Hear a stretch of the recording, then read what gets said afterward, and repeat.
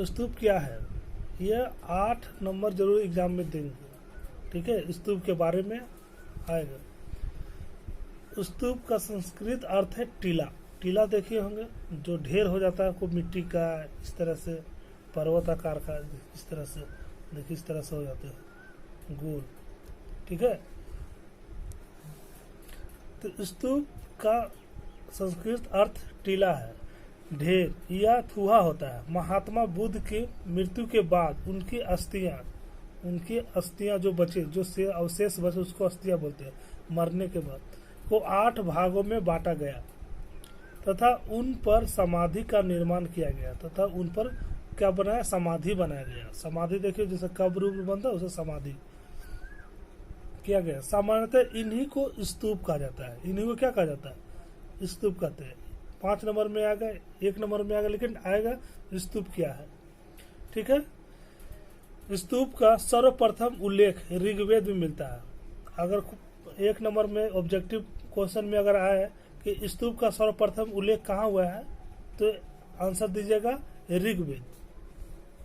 प्रश्न को लिख लीजिए, स्तूप का सर्वप्रथम उल्लेख कहाँ मिलता है, आंसर लिखेगा ऋग्वेद। इसमें अग्नि की उठती हुई ज्वाला को स्तूप कहा गया है, ठीक है। बौद्ध ग्रंथ महापरिनिबंध सूत यानी सूत पिटक में, सूत पिटक के बारे में पढ़ा चुके हैं। सूत पिटक क्या है, सूत पिटक में एक उदाहरण मिलता है।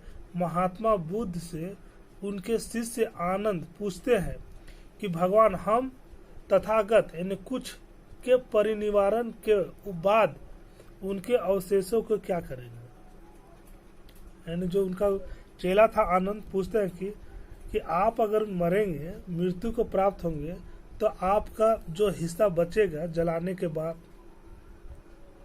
जो थोड़ा सा हिस्सा बचेगा या अवशेष आपको बचेगा, उसको हम लोग क्या करेंगे, नदी में विसर्जन कर देंगे, क्या करेंगे, ये पूछ रहे हैं आनंद। आनंद के विषय आग्रह पर बुद्ध ने कहा है। जब ये प्रश्न पूछा तो बुद्ध ने उसको उत्तर दिए, उन्हें तथागत के लिए 4 महापथों को चौक पर थूप यानी स्तूप बना दिया जाए, यानी 4 जगह स्तूप बना दीजिएगा मेरा अवशेष को। जो भी वहां धूप या माला चढ़ाएगा, वहां पर सिर नवाएगा या वहां पर हृदय से शांति लाएंगे, उन सभी के लिए वह चिरकाल तक सुख का आनंद का कारण बनेगा। गौतम बुद्ध इस तरह से बोलते हैं। कौन बोले, आनंद बोले। लेकिन ऐसा फील होता नहीं कि गौतम बुद्ध जब तक जिए वो हमेशा यही बोले कि किसी भी मूर्ति पूजा, किसी को पूजनीय नहीं करना है। फिर भी आनंद बताते कि हम गौतम बुद्ध से पूछे तो ऐसा ही बताए थे। उन्हीं के आग्रह पर क्या किया गया, स्तूप बनाया गया। ऐसा प्रतीत होता है कि स्तूप का संबंध मृतक के दाह संस्कार से था, यानी मरने के दाह संस्कार से था। उनका क्या बोल रहे थे, ऐसा प्रतीत होता है कि स्तूप का संबंध मृत के दाह संस्कार से था। मृत्यु के यानी मृत्यु के बाद जो दाह संस्कार के बचा हुआ अस्थियां को किसी पात्र यानी किसी बर्तन में रखकर मिट्टी से ढक देने की प्रथा से स्तूप का जन्म हुआ। मिट्टी से ढक देने की जो प्रथा चला, यानी उसको बर्तन में रख करके मिट्टी से ढक दिया जाता था, इसी प्रथा को स्तूप कहा जाने लगा। चूंकि स्तूप में पवित्र अवशेष रखे जाते थे, अतः स्तूप क्या करते थे, समूचे स्तूप को बौद्ध धर्म के प्रतीक के रूप में प्रतिष्ठा प्राप्त हुआ। तो पवित्र है, गौतम बुद्ध का अस्थियां इसमें तो पवित्र ही माना गया, तो उसको एक अच्छा से उसको रख करके और घेर दिया गया। पहले मात्र भगवान बुद्ध के अवशेष पर स्तूप बनाने के कालांतर में बुद्ध के शिष्यों के अवशेषों पर भी स्तूप निर्मित किया गया। जब गौतम बुद्ध को के अस्थियों को बनाया गया तो उनके चेला चपाटे जो भी थे उनको भी अस्थियों को इसी तरह से बनाया गया, स्तूप बनाया गया। बौद्ध ग्रंथ अशोकावादन से पता चलता है, अशोक के लेख से पता चलता है कि मौर्य सम्राट अशोक ने बुद्ध के अवशेष के हिस्से पर महत्वपूर्ण नगर में बांटकर उनके ऊपर स्तूप बनाने का आदेश दिया। बौद्ध परंपरा में अशोक द्वारा 84,000 स्तूपों का निर्माण का कथन मिलता है। यह अतिशयोक्त हो जाती है कि 7वीं सदी के चीनी यात्री हैंसोंग ने स्वयं तक्षशिला कहाँ है? तक्षशिला अभी पाकिस्तान में ही है। तक्षशिला श्रीनगर, थानेश्वर, मथुरा, कन्नौज, प्रयाग, कौशाम्बी, श्रावस्ती, वाराणसी, सारनाथ, वैशाली, गया, ये सब जगह का नाम है। राज्य है अभी, उस समय जगह था, उसका नाम था। कपिल वस्तु आदि के स्तूपों को देखा था, पर आज ये सब नष्ट हो चुके हैं। अभी एक स्तूप आपको मिलेगा पटना, जब कोई स्टूडेंट जाएंगे तो वहाँ बौद्ध धर्म स्टेशन से बगल में ही स्तूप का निर्माण वहाँ किया गया है। ठीक है,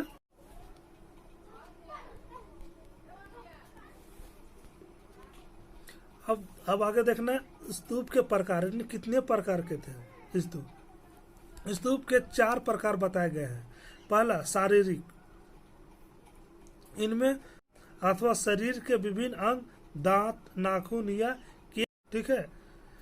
दूसरा परिभौतिक, इनमें बुद्ध द्वारा प्रयोग में लाई गए वस्तुएं, भिक्षा पात्र, चरण, जो भिक्षा प्राप्त करते थे जो बर्तन था वो, चरण पादुका यानी चप्पल, चरण पादुका का मतलब था चप्पल, एवं आसन आदि रखे गए जहाँ वो लोग बैठते थे।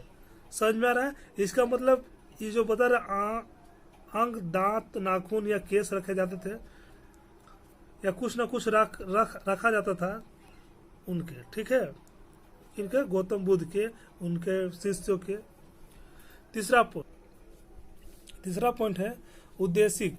ये स्तूप भगवान बुद्ध से संबंधित स्थानों, जन्म, निवारण, यात्रा स्थल पर उनकी स्मृति यानी याद में स्वरूप निर्मित किया गया, यानी उनके याद में वहां बनाया गया। चौथा है संकल्पित। यह बौद्ध तीर्थ स्थलों पर श्रद्धालुओं द्वारा निर्मित किए गए, इनका आकार छोटा होता था। मतलब जो बौद्ध धर्म को मानते थे उनको याद में या उनको श्रद्धा था कि हम यहाँ एक तो बौद्ध धर्म का निर्माण करेंगे, यानी बौद्ध स्तूप का, तो छोटा सा बौद्ध स्तूप बना देते थे। ठीक है, उस स्तूपों की संरचना यानी कैसा डिजाइन था, किस तरह से किया था, स्ट्रक्चर उसको क्या था। ठीक है, स्तूप का प्रारंभिक स्वरूप अर्ध गोलाकार होता था, यानी हाफ गोला, यानी अर्धवृत्त जिसको बोलते हैं। ठीक है, अर्धवृत्त जैसा होता था। उसमें मेघी यानी चबूतरे के ऊपर उल्टे कटोरे की आकृति का थुआ बनाया जाता था। लगता था कि उल्टा कटोरा रख दिया है, जिसे अंड कहते हैं। इस अंड की ऊपरी चोटी सिरे पर चपटी होती थी, हल्का सा, जैसा कि चित्र में आप देख रहे हैं। ठीक है, चपटी होती थी, जिसके ऊपर, जैसा कि चित्र में आपको दिखा दिया जाएगा। ठीक है, जिसके ऊपर धातु पात्र रखा जाता था, इसमें हर्मिका कहते हैं। जिसके ऊपर देखिए हर्मिका ये है, आइए हम दिखा देते हैं चित्र द्वारा। देखिए ये हर्मिका है, ये आपको, ठीक है, इसी के ऊपर ये ईस्ट है। ईस्ट का मतलब होता है भगवान, यानी ऊपर वाले ईस्ट है, ये छत है। ठीक है, इसी तरह से आप अपना बुक से ये सब देख सकते हैं। ठीक है, हम आगे, नहीं तो बहुत बड़ा लंबा वीडियो हो जाएगा। आपको जहाँ दिक्कत होगा तो हमसे फिर कमेंट में पूछ लीजिएगा। चलिए,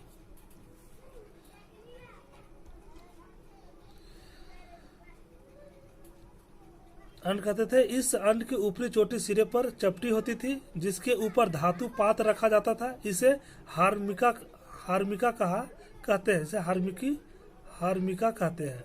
यह स्तूप का महत्वपूर्ण भाग माना जाता था।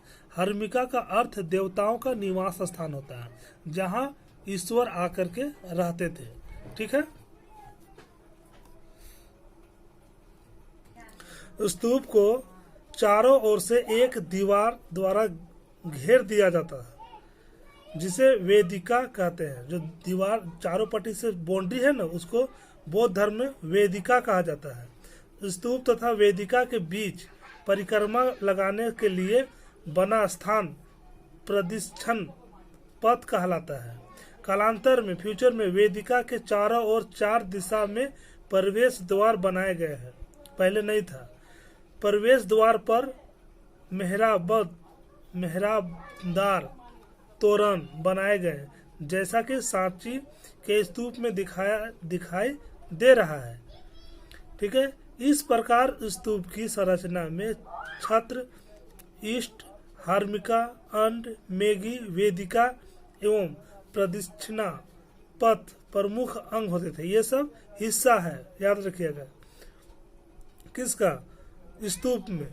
आइए अब हम सांची के स्तूप के विस्तृत में अध्ययन करेंगे, अब और क्लियर से अध्ययन करेंगे।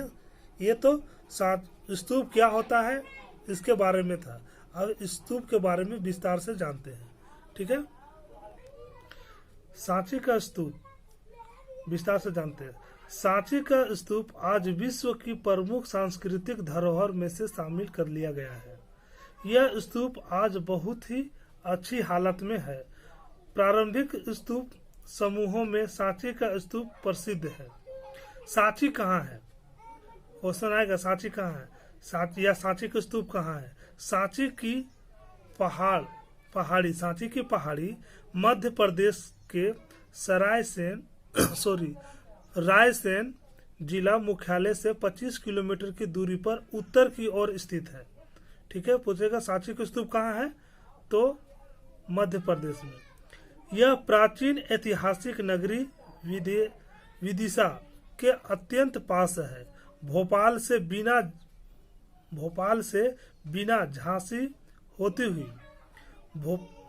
से झांसी होती हुई दिल्ली जाने वाली समस्त रेलगाड़ियां सांची स्टेशन से होकर ही गुजरती है।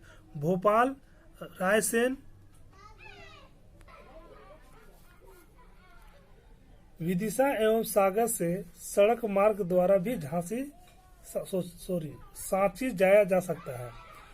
इस प्रकार यह रेल एवं सड़क मार्ग से जुड़ा हुआ है एवं बहुत आसानी के साथ यहाँ पहुँचा जा सकता है। आसान पहुँच मार्ग होने के कारण ही यहाँ देश विदेश से भारी संख्या में पर्यटक आते हैं। ठीक है, यह है सांची का स्तूप। सांची पर पुस्तकें। पहला, 1854 ईस्वी में अलेक्जेंडर कनिंघम ने विल्सा टॉप्स लिखी, जो सांची पर लिखी गई प्रारंभिक पुस्तक में से एक है। पहला पुस्तक में से एक है जो अलेक्जेंडर कनिंघम ने लिखे थे। दूसरा, 1923 ईस्वी में जॉन मार्शल एवं अल्फ्रेड फूसे ने द मॉन्यूमेंट्स ऑफ सांची पुस्तक लिखी। इन पुस्तक से सांची के स्तूप के इतिहास की प्रामाणिक जानकारी मिलती है। इनको आधार बनाकर ही बाद में कुछ अन्य पुस्तकें प्रकाशित की गई। ठीक है, सांची का स्तूप सुरक्षित कैसे बचा, इसके बारे में हम अगला वीडियो में चर्चा करेंगे। और हाँ, अब ये 1 से 2 दिन और चलेगा यह चैप्टर, और यह चैप्टर कंप्लीट हो जाने के बाद इसका प्रश्न उत्तर हम करा देंगे। ठीक है, और इसके बाद ये चैप्टर दोबारा नहीं होगा, इसलिए आप ध्यान से इसी वीडियो में पढ़ लीजिए, ताकि कोई भी दिक्कत हो तो हमसे पूछ ली जाए। जो इस इंतजार में बैठे होंगे कि ये दोबारा चैप्टर चलेगा, ये मुश्किल है, क्योंकि समय बहुत कम रहेगा और फरवरी से मार्च में एग्जाम हो जाएगा, इसलिए ये चैप्टर दोबारा रिवीजन नहीं होगा। इसलिए वीडियो है, जितने बार देखिएगा वो ठीक रहेगा आप लोगों के लिए। ठीक है, धन्यवाद।